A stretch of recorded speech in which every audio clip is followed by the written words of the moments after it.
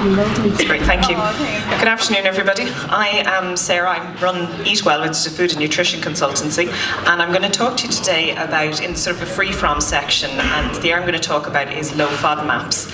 What we're really looking at here are foods that people, ideas for new foods, new brands, that people who are avoiding certain things, whether you're looking at gluten and so on, that we're going to have opportunities there. And this is a fairly new diet that has just come along. What are FODMAPs? Have any of you come across it before? No. FODMAPs are a range of substances called fermentable carbohydrates, and they play a role. They're really quite beneficial to most of us. When most of us eat them, they actually help our bacteria in our gut to become healthier, so very beneficial. But for people who have irritable bowel syndrome, they are a complete menace and they cause a huge amount of problems for them. And I'm going to take you through a little bit on irritable bowel. Are you familiar with it? Yeah. So irritable bowel is a very, very common bowel condition. It affects about 12% of people worldwide. In the past, it was thought maybe it was mostly women, just because women were more likely to go to the doctor for it. They thought it was older people. They thought lots of different things. They now realise it just affects about 12% of people. And the main cause of it is these FODMAPs. With irritable bowel, there's a lot of symptoms with it. People can change. They can have bloating, diarrhea, constipation, a lot of wind, really uncomfortable symptoms. People hate talking about it, so it tends not to come up in conversation a lot.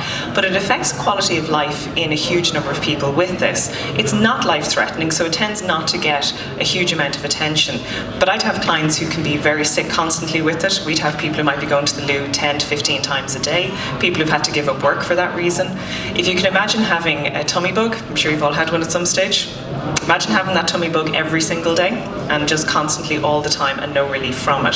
So it's a common condition. It's not life-threatening, but it is a huge impact on quality of life for an awful lot of people. The main cause for it is intolerance to these fermentable carbohydrates, these FODMAPs. It's not an allergy, but it's an intolerance and the body's not handling them. So the low FODMAP diet, what you're doing here is you're removing them from the diet. What really happens is when people eat the FODMAPs, and there's a couple of different ones. There's ones as fructans would be one, fructose would be another. So when most of us eat them, they're digested normally and there's no problem with them. But in people with irritable bowel, they're not handled well and they come down into the large bowel. And I'm sure you've heard people talk about probiotics over the last few years and the fact we've got bacteria living in our gut. So when these FODMAPs get down into the gut, the bacteria just go crazy with them and they ferment them. And if any of you have ever made beer, you know what happens when you ferment, you make a lot of gas. And this gas then builds up, people get bloated. This can happen within about an hour of eating something. You'll see people who kind of eat something an hour later, they're nearly looking 6 months pregnant. Depending on the type of gas they produce, they can then go on to develop either quite severe diarrhea or constipation with it. And what's unique about the constipation in irritable bowel is it's not resolved by eating more fibre. Constipation, lots of people get it, and it's just lack of fibre, but in irritable bowel, people can be eating lots and lots of fibre and still have this constipation with it. So they're the main issues with it. With the low FODMAP diet, this has been absolutely life-changing. It's quite a new diet that's come out. I've been working with irritable bowel for about 20 years and you'd have certain improvements with it, but as research on this particular diet has really just come to the fore in the last 4 or 5 years, we're starting to see fantastic success in treating people with this. And it's effective in about 80% of people with irritable bowel. So this means you've 12% of the population with irritable bowel and 80% of them are going to get better on a low FODMAP diet. And what we're looking at is they're running into problems with what can they eat when they go on this, because it can be quite a restrictive diet. With the FODMAP, you're looking at, so these are some of the particular FODMAPs. So one is fructan, and you find fructan in foods like wheat, rye, onions and garlic. This is, you've probably heard people over the last few years, there's been a huge sort of surge of people avoiding gluten. And what's happened here is people are avoiding gluten and feeling better, but without realising it, because they're avoiding wheat, what they're actually cutting out is the fructan that was causing them the problem. It was coincidence that gluten happened to be in there. And that's why the gluten trend is going to peak and it's going to fall again. But the one for the fructans is actually going to keep going because that's going to be sustained and it's going to be the treatment for irritable bowel for the next while. Lactose is another factor in there. I think Avonmore already have lactose-free milk. That's coming out. That's been fantastic for us dealing with this. Fructose turns up in fruit. You're also going to get things, it's in honey, fruit juices, things like that. Polyols then are natural and some artificial sweeteners. So sorbitol is one that you get in sugar-free chewing gum. Xylitol is another sweetener that you would get.